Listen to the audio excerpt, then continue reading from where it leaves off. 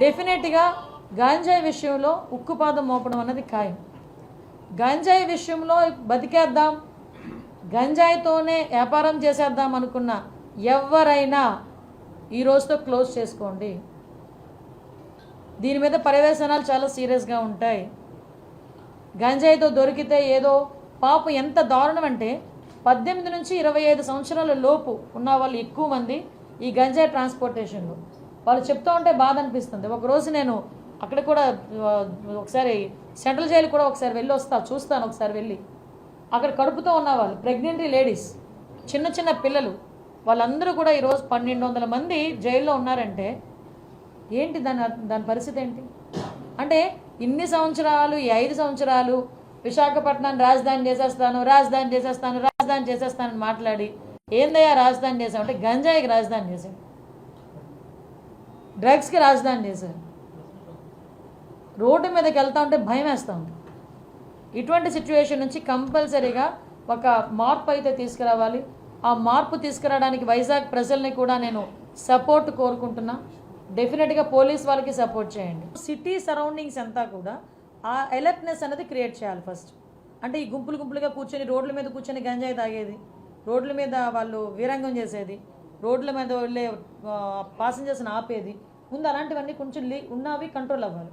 దానికి కంట్రోల్ అవ్వడానికి ముందు టాస్క్ ఫోర్స్ అనేది పనిచేస్తుంది. ఒకటి కూడా చెప్తున్నా, ఇప్పుడు ప్రతి ఒక్క చోట పోలీసులు వెళ్ళి కూర్చొని చూడలేరు. నేను అది సిటిజన్ పార్టిసిపేషన్కి కూడా నేను ఇంకొకటి కూడా మేము మాట్లాడుకున్నాం. ఎవరైతే గంజాయి విషయంలో ఇన్ఫర్మేషన్ ఇస్తారో వాళ్ళకి ప్రైజ్ మనీస్ కూడా మేము ప్రకటించడానికి కూడా సిద్ధం.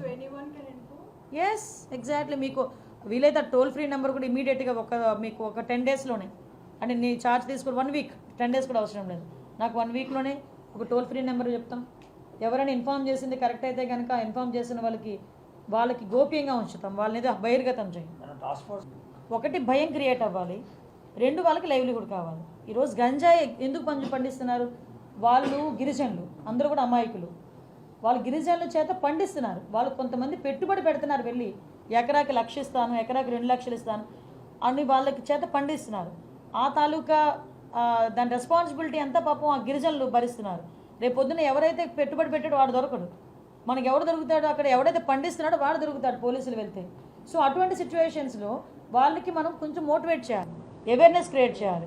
అవేర్నెస్ క్రియేట్ చేసి ఆటోమేటిక్గా ఇప్పుడు ఏదైతే కొంత మేరకు ఈ టర్మరిక్ అని, జింజర్ అని, నేను అదే అడిగాను, వాట్ అబౌట్ కాఫీ ప్లాంటేషన్ అన్నా. ఎందుకంటే మ్యాక్సిమం ఈ వ్యవసాయం కూడా పోడు వ్యవసాయంలో చేస్తారు. ఈ వాల్స్ మనకి కొండ హిల్స్కి సంబంధించిన స్లోప్స్లోనే జరుగుతుంది ఎక్కువ. ఈ స్టెప్ బై స్టెప్ అది పోడు వ్యవసాయం అంటారు. ఆ పోడు వ్యవసాయంలో జరుగుతుంది. కాఫీ ప్లాంటేషన్కి that is a suitable area కూడా. యాజ్ టాప్ 3 ప్రయారిటీస్ అయితే first thing ganja drugs, control of ganja and drugs. Second thing is protection of women. Third కూడా ఏంటంటే భూములు కబ్జాలు కాకూడదు.